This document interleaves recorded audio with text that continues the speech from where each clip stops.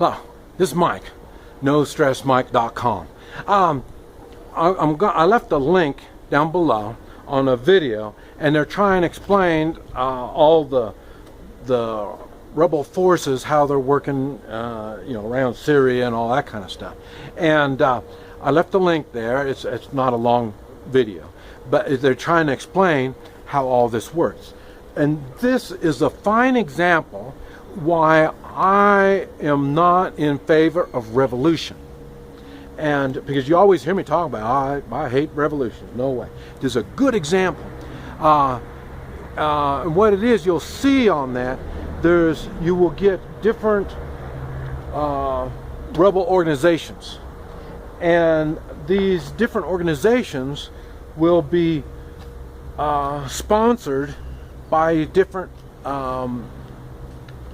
governments.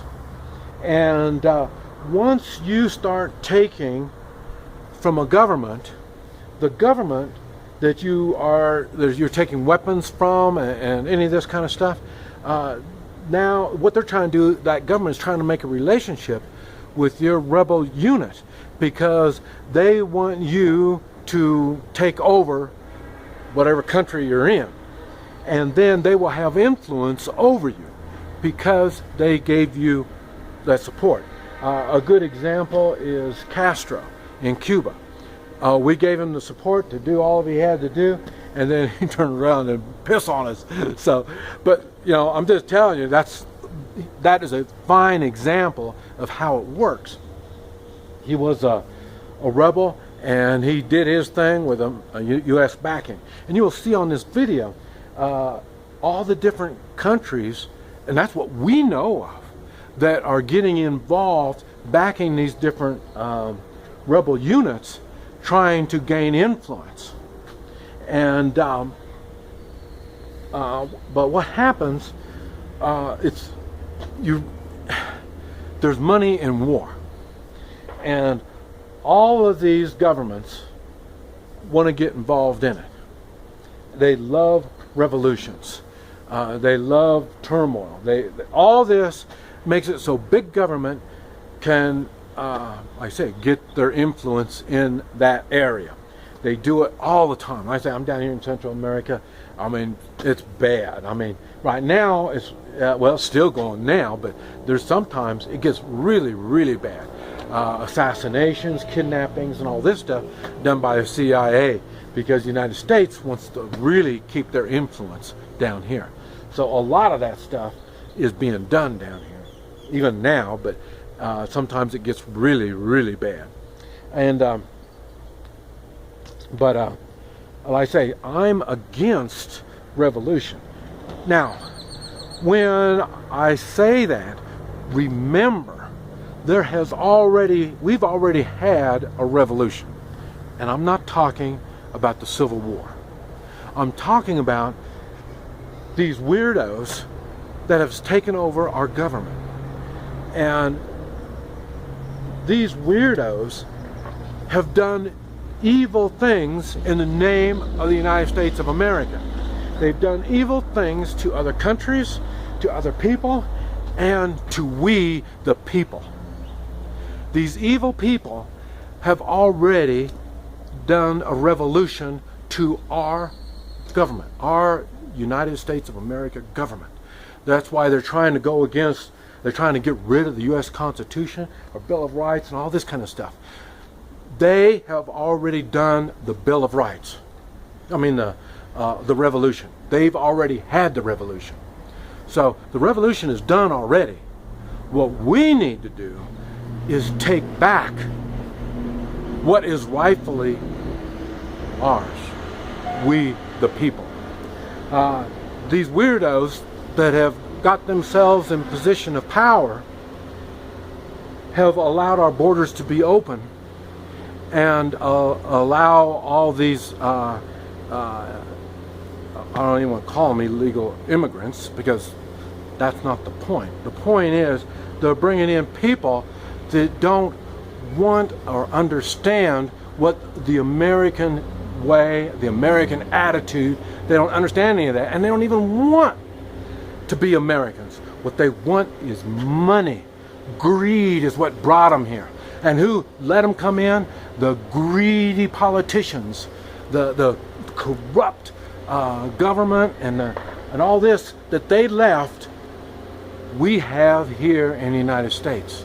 And that's why I tell people, for me, I'm down here in Central America.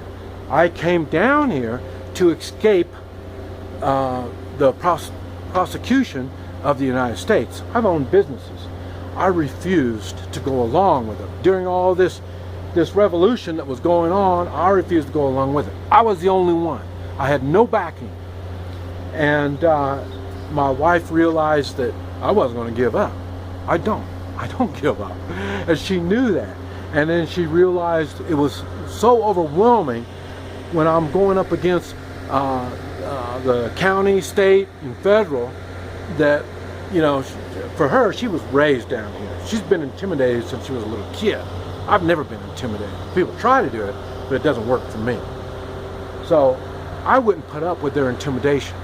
Why do you think I train SWAT teams? I demonstrated that I can do force. And when I demonstrate that, they know it's not going to be a come in, push me around and get what they want. It's not going to be that easy. And then, not only do I train the SWAT teams, I help in the way of counter-kidnapping and counter-terrorism, this type of stuff. And who do I help? A lot of them were judges, lawyers, sheriff departments, some police departments, and in the way of SWAT. So I've demonstrated that I'm not going to put up with that stuff.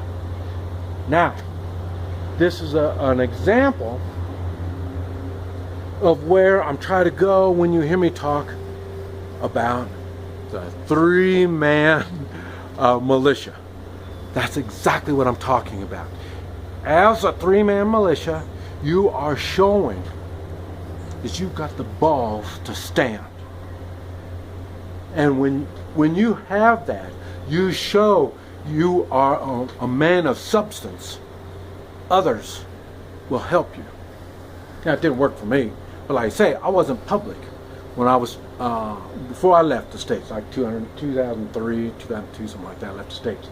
Now, I didn't get the backing because I didn't really understand what the three-man militia was about at that time. Even though I worked as that. Everything I did was like that. That's why I was able to do really weird things. I've done a lot of stuff, and I've learned a lot of things. And why? Because it was all doing basically like three-man militia. I made, I networked, I started making friends, learning people, and people didn't know they didn't even know people like me existed. That I had skills that were beyond what SWAT, beyond special forces. They didn't think people had that. They thought you had to be in the military or in law enforcement to have these skills. They didn't realize we need these skills to protect ourselves, our families, our friends, our local communities. That's what made me think, okay, it's a militia is what I'm doing.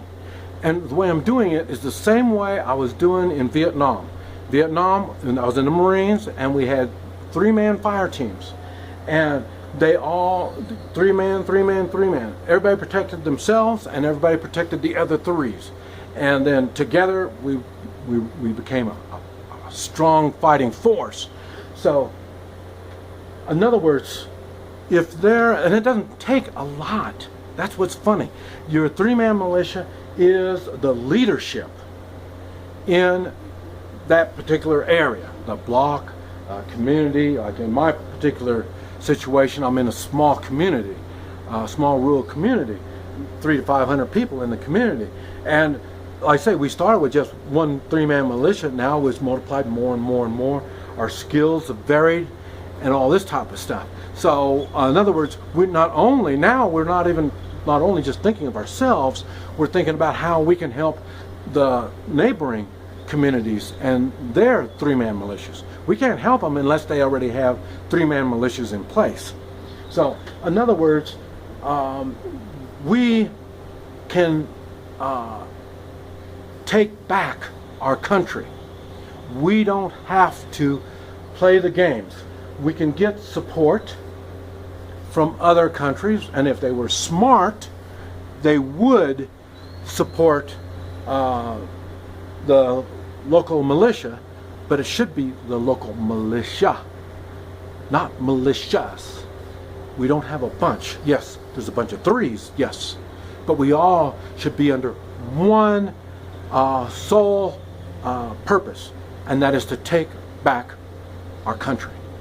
And it would be to foreign governments, it'd be to their advantage to help us, and it would be to their disadvantage to back up the corrupt people that we are getting rid of, because it's not a revolution. We want to keep our Constitution, we want to keep our Bill of Rights, we want to keep everything. We're just trying to get rid of the cockroaches. And it would be in their foreign government's benefit to either not get involved and help these corrupt people that we're going against, or even help us. And the influence they're going to get from us is trade, because the United States is known for making good things. Now we don't, but it wouldn't take nothing at all to get our manufacturing back up again. But it will take closed borders and moral people to make this work. This is Mike, NoStressMike.com.